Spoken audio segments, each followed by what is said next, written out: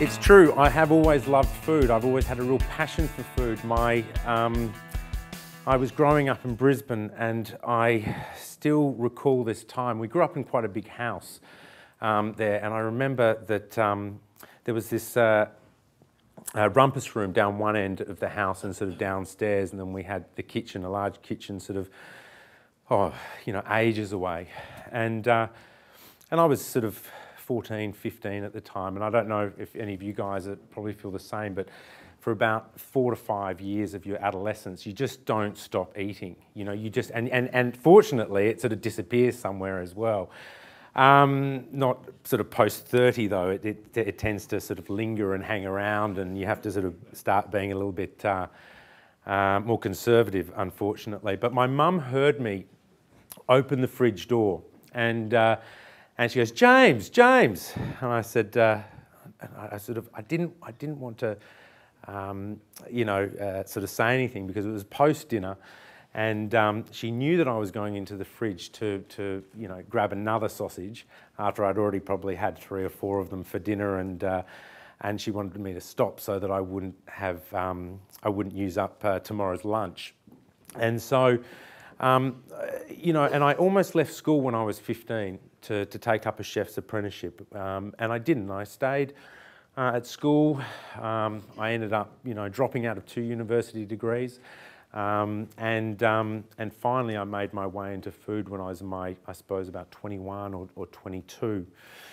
So food has always been, is my life, and if you'll excuse the pun, it's my consuming passion. And it was about a decade or more ago that I realised I was sort of disconnected from food. I was disconnected from my sort of supply chain and the people that were producing food for me.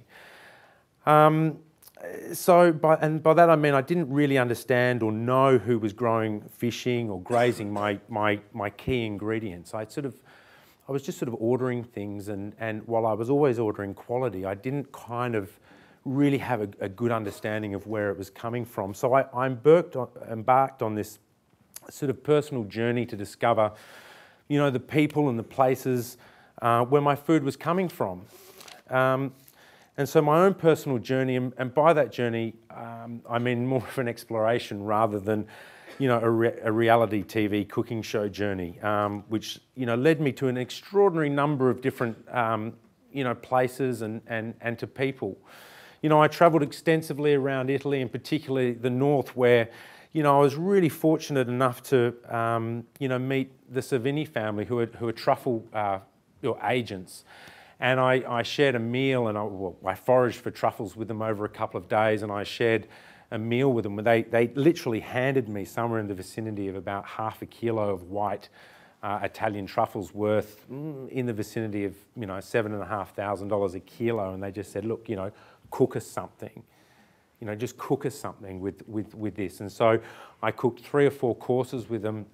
We had, sausages. We'd found some fresh porcini that day. We'd found some fresh wild wolva mushrooms, and literally we just shaved these raw mushrooms onto a plate, and then just shaved loads and loads of white truffle over it, and olive oil, and we ate that, and then went through polenta. We went through sausages, and we went that trip alone into Italy. I put on 7 kilos, and if somebody ever said to me, "Mangia, mangia," eat again, I was about to sort of knee them somewhere and go, "Look, go away."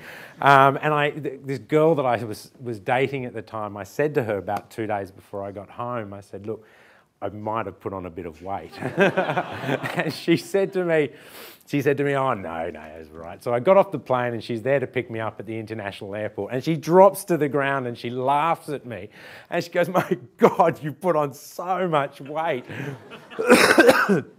And I cried at the end of this meal, and these people have since become very good friends after subsequent travels, and they've become really good friends. When someone sort of just gives you this sort of, this experience. And the same way, I've made my own balsamic with a guy called Paolo Cavadoni, one of the about 5 or 6 artisan balsamic produces. You go to the top of his house, into the roof of his house, and there are just different size barrels of different size, of some of that big and some of this big, and so I made my own balsamic using sort of 100-plus-year-old balsamic all the way through to about 25-year-old balsamic. And again, you know, on subsequent trips, we've become, you know, very, very close friends. And he's a jeweler by trade, but you know, again, you know, the experience of having that is amazing. And again, I've eaten risotto from a place, or from a company called Aquarella Risotto Rice, who are based near Turin in Italy, and it's a sort of biodynamic, organic risotto rice, dry aged. And again, I've sort of made risotto for these guys at their home. Incredible experiences. And closer to home, there's a guy called Gary Rodley, who's a really quirky, interesting guy, but he makes the most sublime, or grows the most sublime oysters down at Tathra. And every time he puts another oyster into the judging for the Royal Easter Show Awards, he wins the next award. So he gets 1, 2, 3, and then he puts another one in, and then next year he gets the top 4 awards, and then 5 and 6. So I've shucked oysters with him on a boat on the lagoon that he has in Tathra. And I could go on about different things, and white beetroots and yellow raspberries from the Blue Mountains, where, you know, you've picked them out of the ground or plucked sort of these yellowish white raspberries off the tree. They're unusual, but I think, you know, the point is that for me, it's really important for my food to have a good ethical story. And the people who are growing it have so much passion and joy for the food. And I have the same sort of passion and enjoyment for eating food, for finding it, but also connecting with the people who are growing it. Because they have a reason, invariably, why they continue to do it. Why does a farmer get up at 4 or 5 o'clock in the morning to milk a goat to make some cheese or that kind of thing? And that's quite interesting. It's quite an unusual sort of set of people who want to do that. And I have an innate respect for that as well, and the food. And I suppose sort of one of the things that I think is important to remember with food is that someone is actually doing it. They are actually making it, growing it, or whatever it is. And as a chef, the passion, I think, or the idea or the respect that you have to show the produce, for me, comes from this idea that, let's say, for example, you get a tuna from South Australia, where these sort of tuna cowboys, they're called, they go out in their diving suits, and they go into one of the pens where the tuna is kept, and they swim around the tuna, and they're almost like tuna whisperers. And they go in there and they get it, and they sort of calm the tuna down, and they get it all ready so that, you know, they put a bolt into the top of its head to kill it really, really quickly, lift it out of the water, put it on ice into the boat, whisk it off to, you know, the airport at Port Lincoln, where it then gets taken to Japan within the space of about 8 hours. So if you were to get that tuna, so it gets from that water, gets onto the plane. Say if it flies to Sydney, it goes to Sydney. Somebody bids on the market floor. Goes from the market floor, which is all refrigerated, goes in the van to your fish guy. From the fish guy, gets cut, gets into a little polystyrene box, the 2 kilos that I might order, goes into that refrigerated van that guy has bought, from the staff member to the back of your kitchen door, comes to the back of your kitchen door and goes into your kitchen.